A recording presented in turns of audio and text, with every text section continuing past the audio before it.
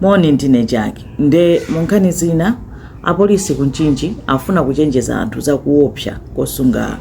mafuta nyumba. Mafuta monga petulo kapena diesel eti izi zafika chifukwa cha ngozi yoopsa kwambiri imene yachitika nyumba ina eti banja lina apezeka kuti ataya moyo wa mwana wawo chifukwa choti panachitika ngozi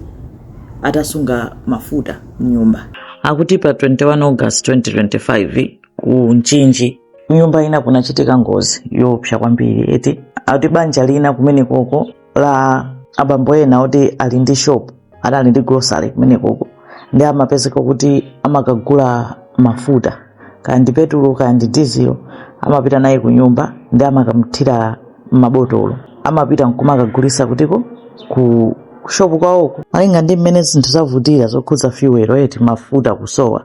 amapezeka kuti anthu akumakagula mafuta kusunga mnyumba kumathira mabotolo nkumagulitsa pambali eti nde awawa abambo amene wawa ndi akazi awo. Mbo dzina lawo achiyamiko kutchire pamene akaziwo ndi Ashaloni Mdeseni ndi akaziwo azaka 25 akuti anapanga zimenezo anagula mafutawo pa 21 August nde anali ndi mwana wa chaka chimodzi akuti Brian Kutchire anamutenga mwanayo kukamuyika kuchipinda amagona. Mwana akugona iwo kumapanga zomwe amapanga masiku onse akutenga mafuta acha kumathira m'mabotolo kuti akatani akagulise mu shop mwawo. Nde pothira m'botolo mucha mwadziwa kunena kuti sungalephere kudonthesera eti ndi anapeza kuti anadonthesera mafuta ena anatayika pansi. Atamaliza kuthira m'mabotolo mafuta acha basi kaya anayiwala kazinakhala bwanji sanakoleza mbawula ija ngupeza kuti ayikaso pafupi ndipo pomwe amathirira mafuta pacha nyumba nkugwirira moto eti nyumba yagwirira moto nde vuto la moto wa petulo kapena diesel umathamanga eti ndipo umatsata pena paliponse pamene mafuta atani adontha umagwirira msanga ndipo moto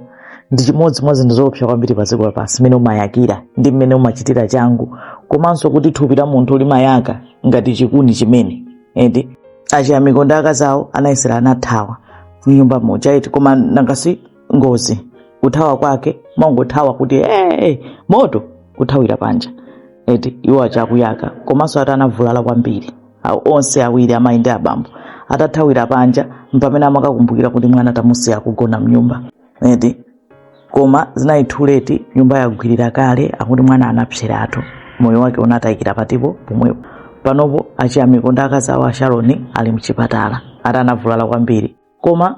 zoopsa eti zomvetsa chisoni ngoziyo kuti you can imagine kuti olo kumene kuli iwo achiyamiko ndi akazawo eti kuti mumtima zinzoopsa kwambiri kunena kuti mwana basi yoncho kuti mtendere udzavuta kupeza eti ndi chinthu chochititsa manthaso kwambiri. Nde apolisi amangopempha kunena kuti anthu ayesese apewe kumatenga mafuta kuyika mnyumba nkumathira m'mabotolo kapena mzigubu kangatinso zachitikanso dzulodzuloli dera linanso nyumba inanso yayaka anthu avulala kwambiri eti kuti mafuta ndi chinthu choopsa kwambiri ndipo mnyumba olo mukhale kuti mulibe ana olo muli ana anthu amatani amavulala kwambiri eti komanso at the same time ndi against malamulo eti kutenga mafuta kumapanga zimenezo zonyumba kupanga nazo tsoka mapeto ake after zisizachitika zakhozopezekaso kuti akutana kuzengedwaso milanduso eti kuti munthu nde kungofuna kupewa zinthu zinaza ino kunena kuti economy sili bwino pakali panopa nde tingopepesa maliro eti zomvetsa chisoni kuti olo makolo sali bwino ali mchipatala ataya mwana wawo eti zowawa kwambiri mwanayo ause mumtendere. Imeneyo inali update chabe ndi uthenga omwe apolisi amafuna kupereka zikomo kwambiri.